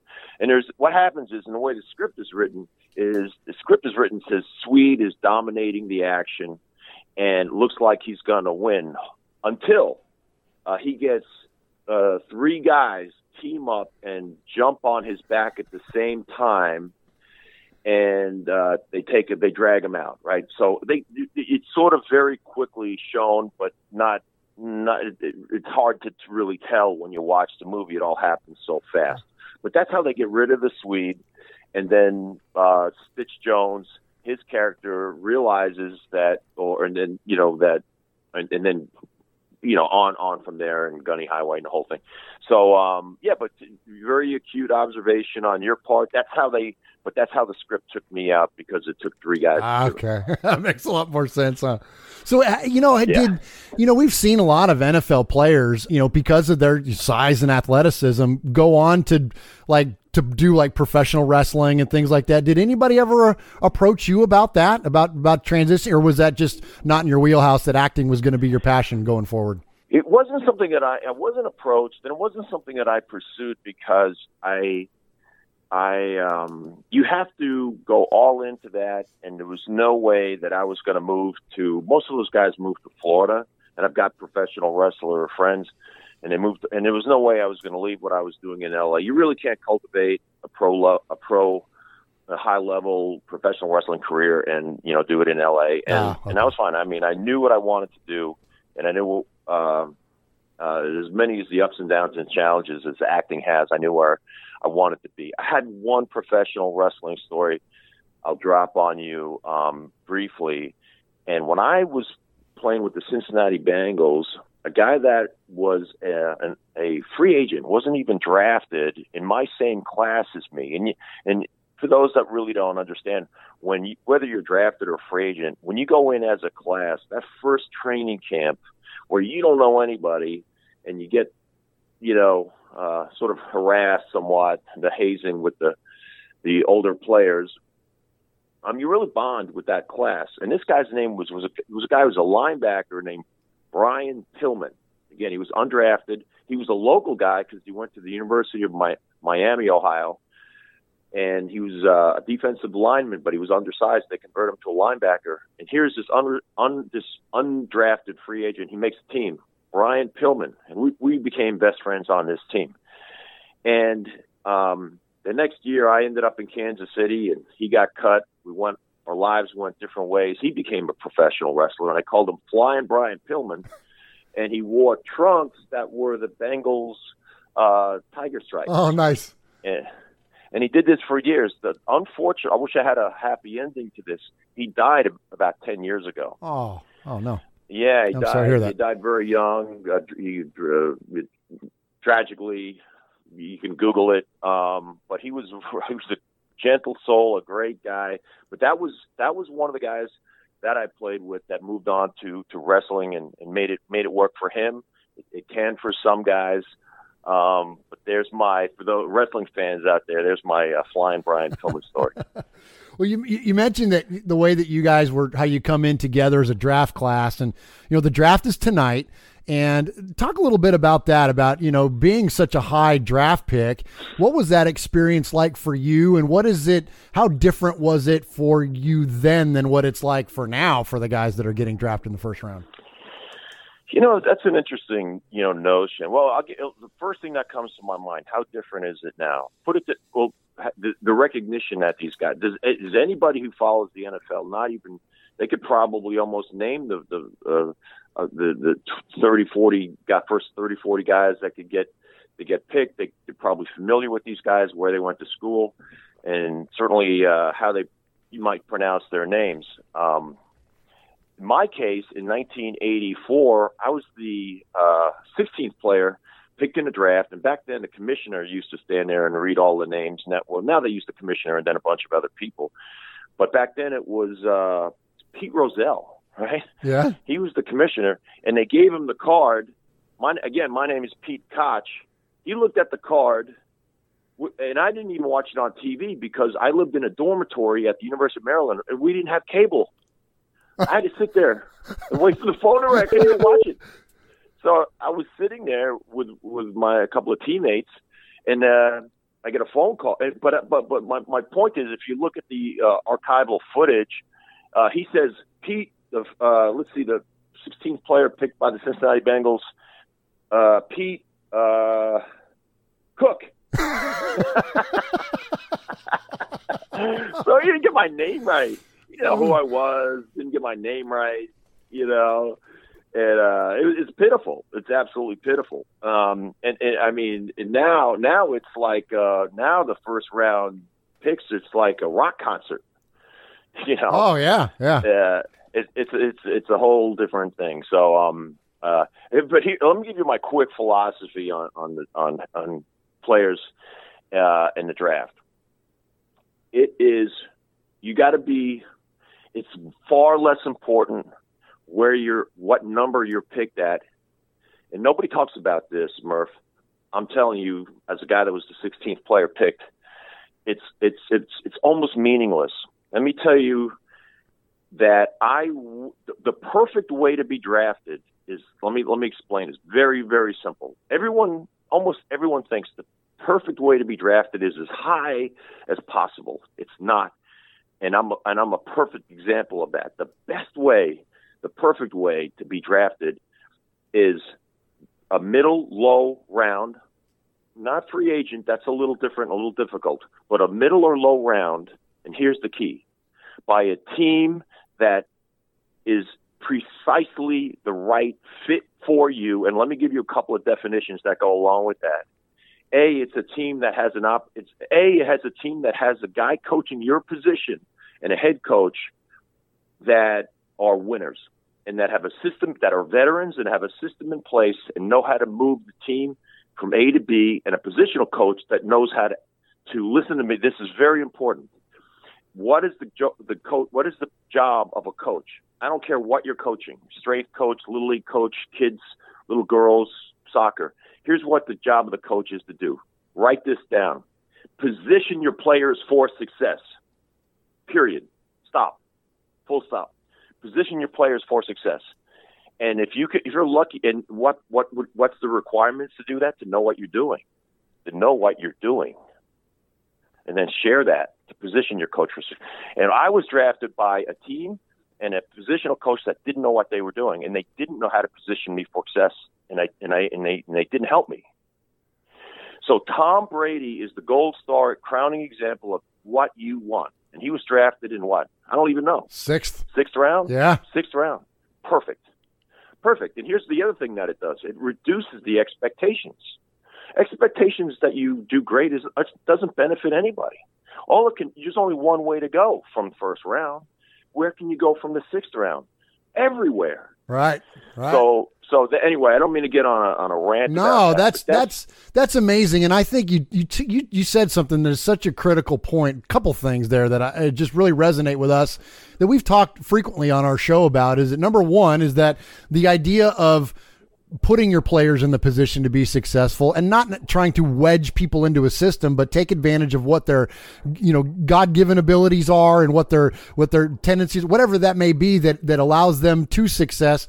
Let them do that instead of trying to wedge them in, because to us, that feels a little bit arrogant to just say, well, here's my system and you're going to fit into that, unless you're, like you said, drafting players to fit that particular thing. And then something else you thought that I think really goes undersold in the NFL, and you very eloquently put it, but I'd like to even expand on it further if you'd like, that when you talk about coaching in the NFL, the head coaches aren't coaches. It's your positional guys. Those are the guys that are teaching you techniques and mechanics and tendencies, and right? Those are the guys that are really the boots on the ground, right? It's not the head coach is more of a manager. Is that accurate or fair? Yeah, no, that's right. So the head coach has earned a certain amount of cachet, and he's advanced himself through the ranks by being at least good enough as a positional coach.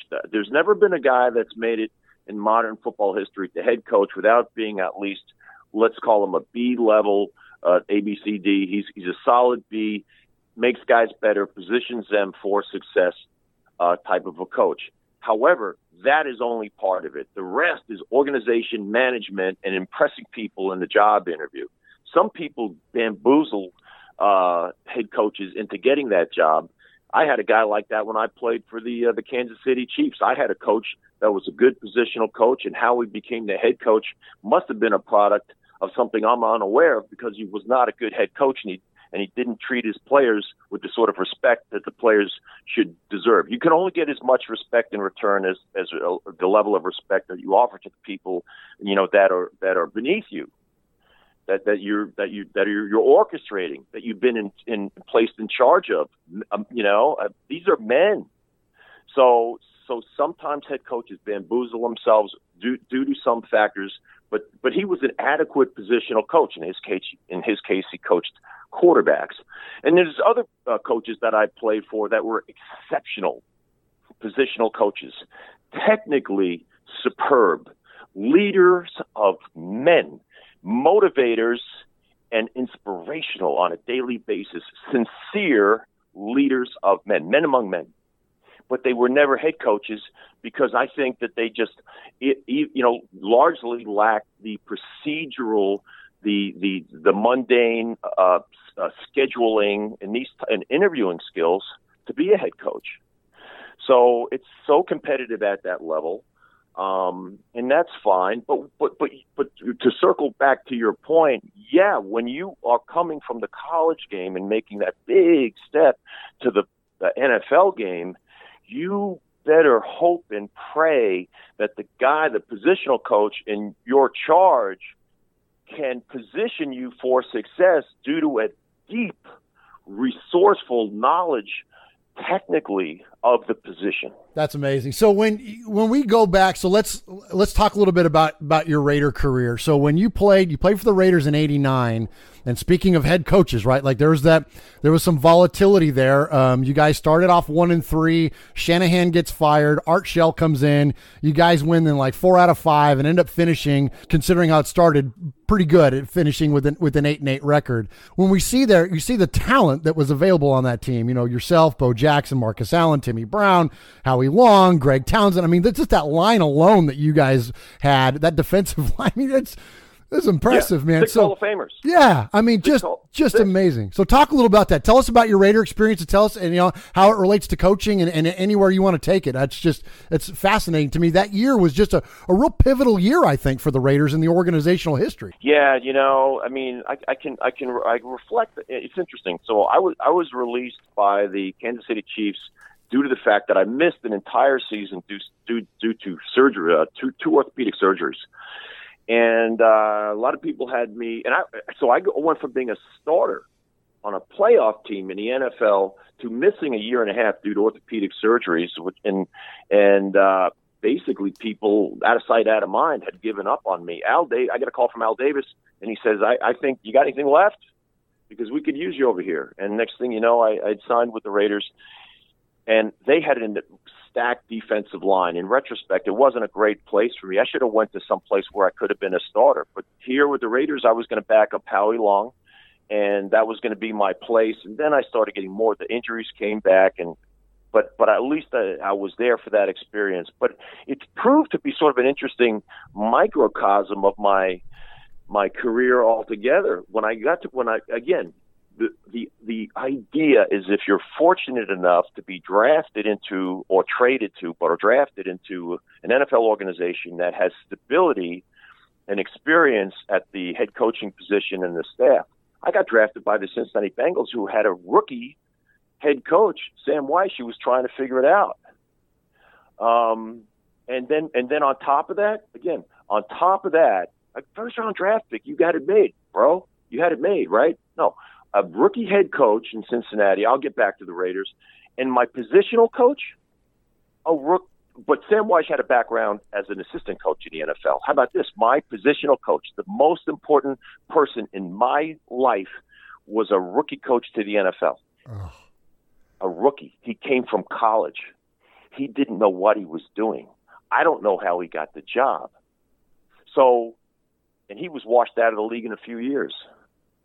So the guy I counted on most to position me for success, he wasn't there. So fast forward, years later, I get to the Raiders. I'm very, very excited. And Mike Shanahan is the head coach, who, by the way, I really like and I really respect. And I know he had a big falling out with Al Davis, who I loved and respected.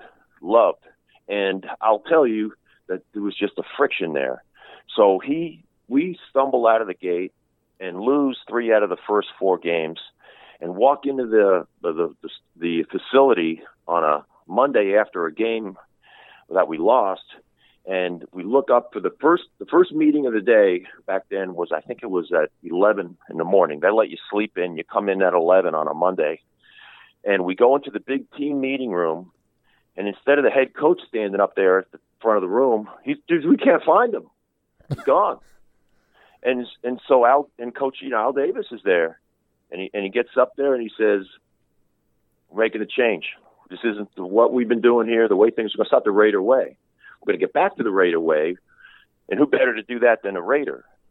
And so he announced Art Shell as the head coach. We had many teams have 2 offensive line coaches, a head offensive line coach, and then an assistant offensive line coach. Usually one guy takes the tackles and the other guy takes the center and the guards.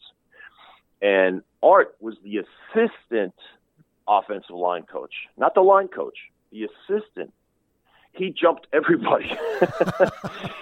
It was like a chessboard. He jumped all the pieces because of Al Davis, and that rankled some people. But, he did a nice job, and he navigated that ship for, 6 years, I think. Uh-huh. He was the head coach. Yeah. So that was my experience with the Raiders. And if you can believe this, the guy that was my defensive line coach in Cincinnati got previously the guy that was the defensive line coach with the Raiders for a decade, the guy that Howie Long asked to introduce, nobody asked their positional coach to introduce him into the Hall of Fame. They all asked their head coach or the owner. Right. Howie Long asked his positional coach named Earl Leggett, who was a former NFL player himself. He said, I'm asking Earl Leggett to introduce me into the Hall of Fame because it was he that made the impact that positioned me for success. Wow. He was the line coach for the Raiders up until the year that I signed. In the offseason, Earl Leggett got in a dispute with Al Davis and he left. And guess who replaced him? My coach from the Bengals. Oh. Yeah. Oh, no. I couldn't believe it. Yeah. Oh. I couldn't believe it. Yeah. It was crazy. And then the second week that I'm on the team, Howie, I don't know if I should even say this, but he pulled me aside. He said, this was, you know this guy? You play for the Bengals, right? Yeah. He goes, oh, boy, you know. He goes, we know more about it than he does. Yeah. So it was just the things that happen in your career that all start on draft day, the dominoes that are going to fall into place. Again, it goes one way, and then other times it goes like Howie Long. He said, I hardly knew how to play football when I was in Villanova. He goes, Earl Leggett taught me everything. And then God rest his soul, I'm friends with Earl's son. Earl died some years ago. God bless. I never met the man myself, but Earl Leggett, legendary, by many considered the finest defensive line coach in modern NFL history, and Howie Long credits him with the technical coaching and positioning for him success that took him to the Hall of Fame. Howie was a gigantic physical talent, enormous. Not only was he so innately powerful, but he was so quick. He was beyond quick. There's fast, there's quick, and then there's Howie Long. It's called sudden. He had a suddenness that was different than everybody else. Wow. Sudden. Wow. We appreciate you dropping that name, Earl Leggett. I'm gonna research that. We love studying the history of the Raiders here on our show. And so that's someone that I was not familiar with. And so we will definitely dig into that. I appreciate that insight and those stories. That's great stuff, Pete. So we want to be respectful of your time. I do want to ask you though, a couple more things before you let you go. So we know you still rep the Raiders, and you fly the pirate flag high. And what do you think about the current crop of the Raiders? What do you think about Jon Gruden's return, Derek Carr, the move to Vegas, all that good stuff? What do you think about the Raiders nowadays? Yeah, a few things. Jack Del Rio, who I played with in Kansas City. For those that don't know, Jack had a really fine career as he was a linebacker. And when I was with the Chiefs, I think we traded for him. I think he was with the Vikings, and we had a linebacker go down and traded for him. Anyway, he has done very well in the coaching business. I thought he would have been a good fit for the Raiders. He wasn't. And it was an extraordinarily disappointing season last year. Nobody liked it. I didn't like the development or lack of development with Derek Carr, who by all accounts is one of those guys that if you position him correctly, he can really light it up. So you need the right quarterback guy in there. Jon Gruden, what concerns me is he's in the game, but he's been out of the game, for all these years. Broadcasting is different, but he's just so smart and so clever. And by all accounts, he's pulled together it's all about. It's incredibly important to staff you're able to. That's part of how you get the job when you meet with the owner. Is they say, hey, if we make you the head coach, who are you going to bring in? Like, who do you know? Who are these exceptional people, hopefully exceptional people, that you're going to bring with you to position these 53 guys for success? Because, hey, you're a coach. You're not going to make a tackle or complete a pass. You're just going to be putting people in position to succeed. No different than look at the Philadelphia Eagles. Great success this past year. When one of the very finest quarterbacks in the league, Carson Wentz, goes down, they plug and play because their system was so good. Yeah, credit Peterson, the head coach, but who was coaching the quarterbacks? Frank Reich, my teammate at Maryland. All right. He's the finest quarterback developer. He's the quarterback whisperer. He's the best there is. And now he's the head coach. He should have been named the head coach at the University of Maryland 5 years ago. and God knows that's regrettable. That's my opinion. But Frank Coach is now the head coach of the Colts, and you watch them turn around and you watch the quarterback play there. It's going to be awesome with Andrew Luck if he's healthy. All right, so where am I going? So the Raiders, I'm positive feelings about Gruden and their success and what they're doing. And Mark Davis is doing the Raiders have a unique and very special alumni program they started 3 years ago, where alumni like me, they bring us all up to Napa during training camp, and they take you out to dinner, and you get to meet all your old alumni friends. They pay for everything. It's a beautiful alumni organization. They've really committed themselves to being right up there, to my knowledge, Green Bay Packers. I think the Bears. Some of the organizations have much more intact and alumni programs than others. And 3 teams that I played for, the Raiders, have the best, most generous and organized alumni program. I'm really excited to be a part of that. Even though I didn't have a long stay with the Raiders, I'm very proud of my association with the Raiders and what they've done. And Mark Davis, who I think has steadily become a more competent and better, frankly, owner. And good for him, and good for the Raiders, and good for the Raider fans. Absolutely, it's been great for the fans, and there's anybody can be critical of anything, right? And we're not all without flaws, but I think that overall, when you look at the things that Mark Davis has done for the organization, and Al Davis famously said, right, the greatness of the Raiders is in its future, and I think that it feels like the Raiders have a set path and a future now, and I think it's going to be great. So Pete, before we let you go, everybody can find you it's PeteKoch.com. It's PeteKoch.com. Anything else that we can promote? Yeah. I'm increasingly active. I'm excited about social media because it's such a great way to connect with people in all sorts of ways. I mean, I have people reach out to me every single day. A lot of them find me on my website, but it's so easy to find me on Instagram. So that's the driver. That's my handle, Pete Koch, PeteKoch. Find me on Instagram and where you can find resources where I can help you or inform you as a personal trainer, online coach.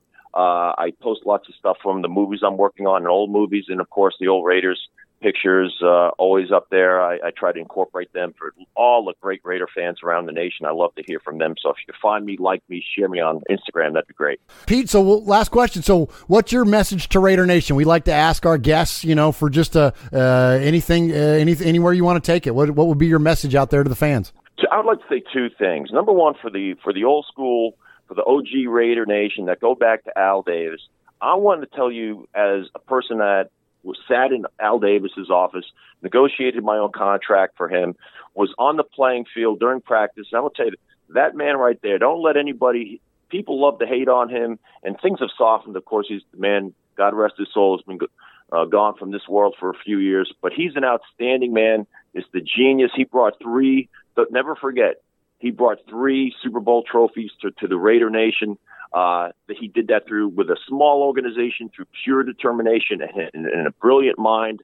He was a heck of a good man. And everybody, that I meet all the time, play for the Raiders. Oh man, isn't Al Davis? Isn't he a so and so? I tell you now, he's a great man. He was a flawed man. So me and you too, but a great man, a great football mind, and will always be the leader, from up above for Raider Nation. And the other thing is, today, believe in the Raiders today. The future is bright. I know the AFC like nobody's business because I played on the 2 greatest teams in the history of the AFC West division, and that's the Chiefs and the Raiders. I know that rivalry from both sides. It's a great rivalry. It's a clean rivalry. It's a good rivalry. Pick your side and go and root for your team. But listen, steel sharpens steel. The Raiders, as much as the Chiefs are tough, the Raiders need them because they know they get sharper and better every time they play them twice a year. If they can get past the Chiefs, they can get past anybody.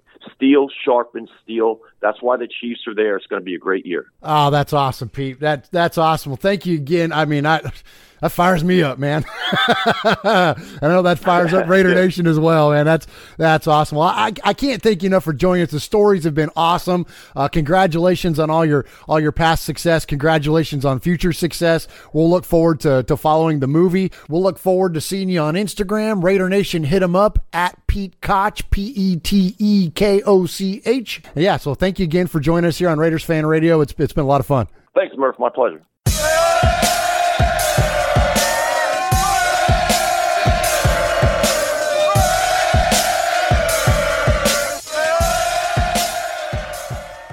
All right, Sonny, there was our interview with Pete Koch. Man, so much stuff to talk to Pete about. Really got a huge kick about, obviously, hearing about his film career and whatnot. But hey, yeah. Whose movie career would you rather have? John Matuzak's or Pete? Oh, man. Matuzak, I gotta say, this is like the you ever listen to Dan Patrick and they say, would you rather be an MVP professional golfer or like average NBA player? Yeah. Like, so would you rather be like go to the Super Bowl and win a ring or be a Hall of Fame player? Like, that's the same thing to me, because Matuzak had Sloth, and that's Goonies, and that's epic. That's epic. But Pete has a bigger body of work, and he was Big Sweet in Heartbreak Ridge.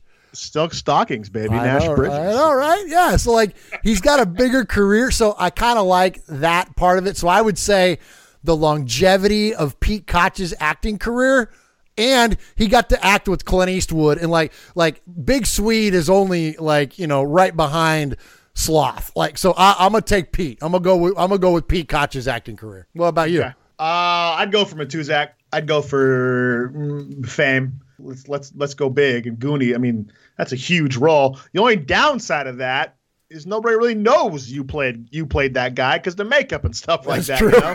So, That's true. Unless you're a hardcore Raiders fan, typically you don't know that about Matuzak. So that's true. That's true.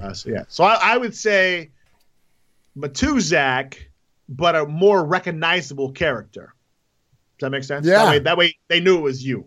It was fun to talk to him and to hear about his career and his time in Hollywood. And, it's funny because, so many football players have turned into, pretty famous actors. And, you look at guys really like Jim Brown was the first one that really broke through, right? And, he's in the Dirty Dozen and Like he really broke through and had a big time acting career. But there's been a lot of guys. There's been a lot of guys that have done that. And it's like, they can go the professional wrestling route, or they can go the acting route. And I asked Pete, did you ever want to do wrestling? And he was pretty matter of fact about it. He's like, nah, I don't really want to go the wrestling thing. My passion was in acting, and that's what he chose to pursue. And so, and I think too that even like, Howie has done some acting, but it was like Firestorm and like that was it, right? Like very few of them go on to have the prolific career that Pete has had, like the long term, like the guy's still doing it now. Yeah, exactly. You know what I mean? Like you don't see that very often where they keep on going, No, that's cool. That's respectable. So yeah. So anyway, he also he played for the Chiefs through 85 through 87. Yep. And did you know what front office person just had their son drafted by the Chiefs, Murph? That would be Khalil McKenzie. What do you do? What do you do with that? Well, they couldn't. The Raiders couldn't draft him. No, of course not. They couldn't. There's not a good way to. The optics on that are not good, no matter how you slice it. There's too much nepotism involved. But the fact that he was drafted by the Chiefs, like, is that the Chiefs taking a shot? Like that's immediately my thought is they're gonna draft him and they're gonna like treat him like crap, never play him, overwork. You know what I'm saying? Like me? That's what I would do. That's what I would do. I would totally just ruin that kid's life just to get under McKenzie's skin, and Reggie McKenzie's skin, and maybe throw him off during games or something like that. I don't know.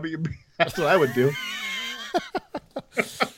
Did you see the Twitter photo or the photo on circulating Twitter? No. It showed the moment he received the call, and it was about like 2 or 3 people in the photo wearing Raiders jerseys, and the tagline was Khalil's hyped, but everybody else is pissed, and it showed a close-up of this girl. She just has like this frown on her face and just looks all sorts of pissed off and stuff. That's amazing. They stole ass ravioli from her. It's pretty funny.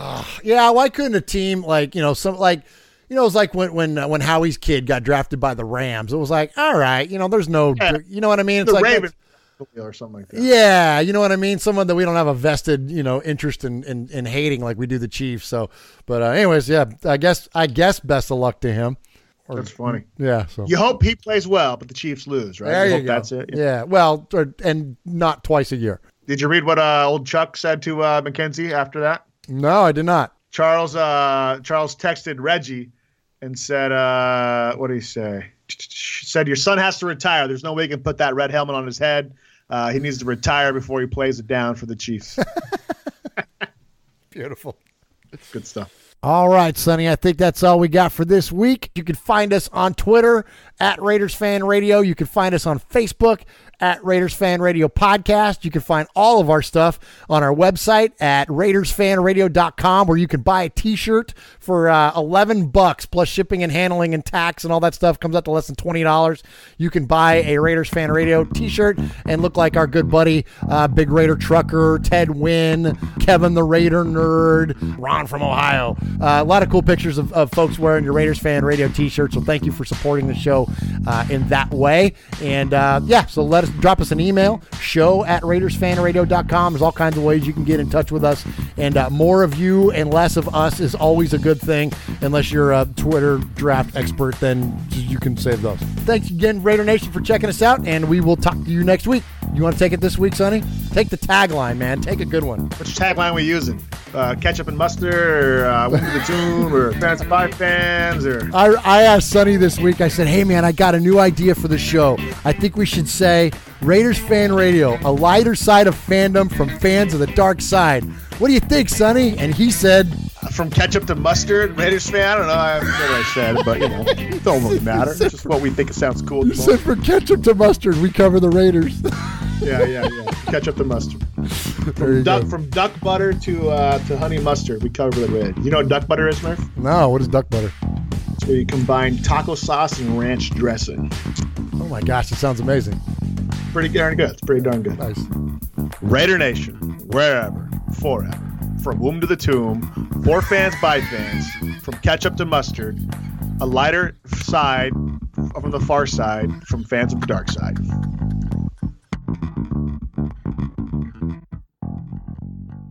Hey, Raider Fan Radio. Hey, Uncle Mosh. This is Max. I'm calling from San Diego, and I want to say, Raiders!